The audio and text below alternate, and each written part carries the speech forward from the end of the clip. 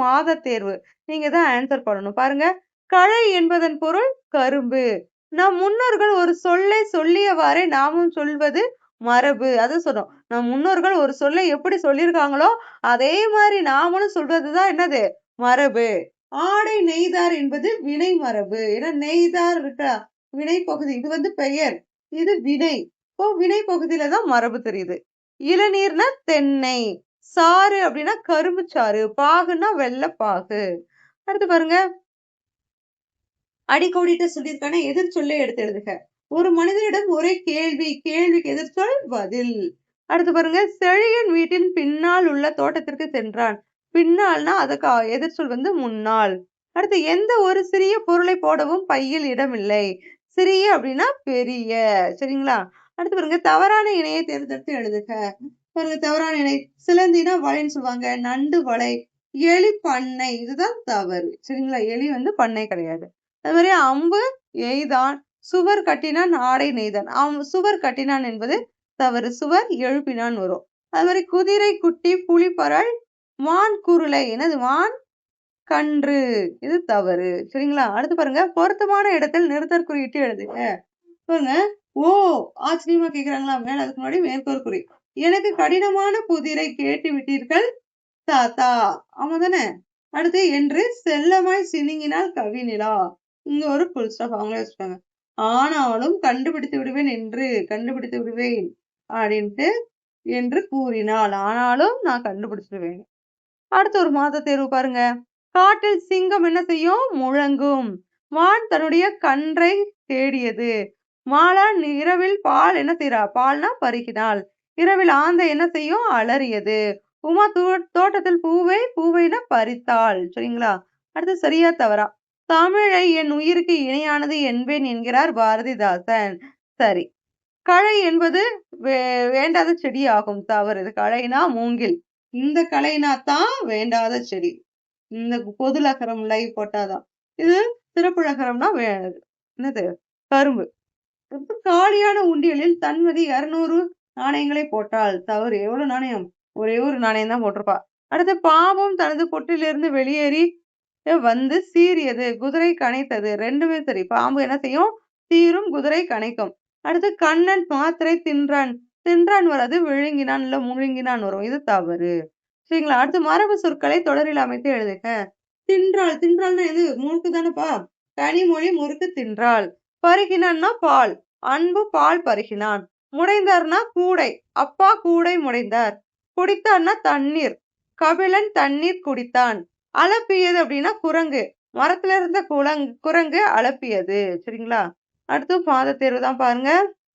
இதுல அடிக்கோடிட்ட சொற்களின் பொருள் கேட்டிருக்காங்க. பனிமலர் ஏறிய தேனும்ல. பனிமலர் என்பதன் பொருள் மென்மையான மலர். பனியோட மலர், பனி விழுந்த மலர் எப்படி இருக்கும்? ரொம்ப மென்மையா இருக்கும். அது மாதிரி பாருங்க.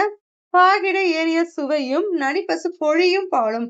பொழியும் அப்படின்னா மிகுதியாக கொடுக்கும். சரிங்களா? அப்புறம் தென்னை நல்கிய குளிரில நீரும். நல்கியன்னா வழங்கிய.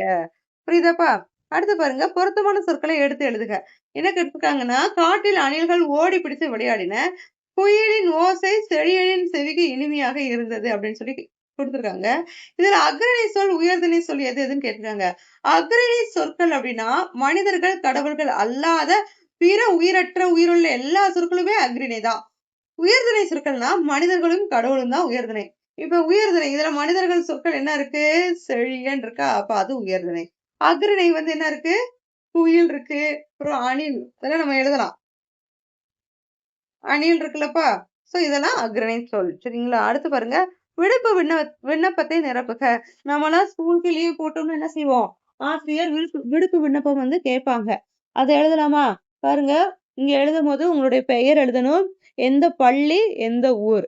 அதே மாதிரி பெறுநர் யார் பெறுறா? வகுப்பு ஆசிரியருக்கு தானே கொடுக்குறீங்க. இப்ப வகுப்பு ஆசிரியர் அவர்கள் உங்களுடைய பள்ளி, எந்த ஊர். அடுத்து பொருள் என்னதுக்காக? விடுப்பு வேண்டி விண்ணப்பித்தல் சார்ந்தது. மதிப்பிற்குரிய ஐயா வணக்கம். இன்று எங்கள் குலதெய்வ வழிபாட்டிற்காக ஊருக்கு செல்லவிருப்பதால் இன்று ஒரு நாள் மட்டும் அப்படின்ட்டு என்னைக்கு லீவ் போடுறீங்களோ அந்த டேட்டு விடுப்பு எடுக்குமாறு பாருப்பா இங்க 6 மாத்தணும். விடுப்பு வழங்குமாறு மிக தாழ்மையுடன் கேட்டுக்கொள்கிறேன். சரிங்களா?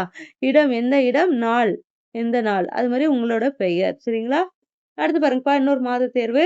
இதுல என்ன குடுத்துருக்காங்கன்னா, அறிவிப்பை படித்து வினாக்களுக்கு விடையளிக்க. இங்க ஒரு அறிவிப்பு குடுத்துருக்காங்க. உணவ பத்தி. பாதுகாப்பான உணவே ஆரோக்கியத்தின் அடிப்படை. சரிங்களா? அதுலருந்து என்ன கொஸ்டின் கேட்டிருக்காங்கன்னா, அறிவிப்பை வெளியிட்ட துறை துறை எதுனா, உணவு பாதுகாப்பு துறை. அறிவிப்பு யாருக்கானதுன்னா, உணவு தொழில் வணிகர்களுக்கானது.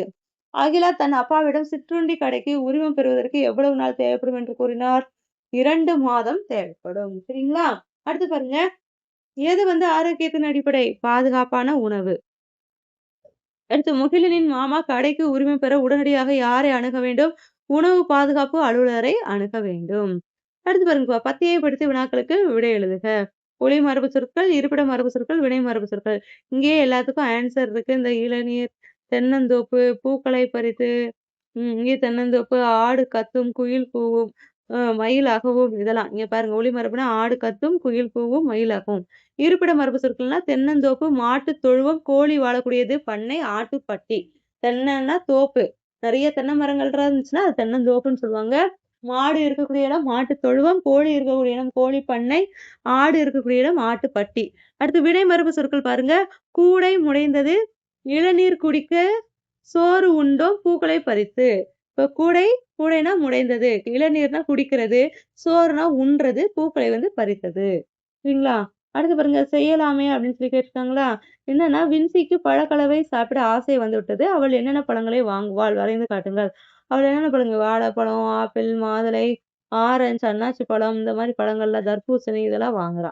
சரிங்களா? இப்ப அடுத்து பாருங்க, பழக்கலவை செய்ய தேவையான பொருட்கள் என்னென்னது?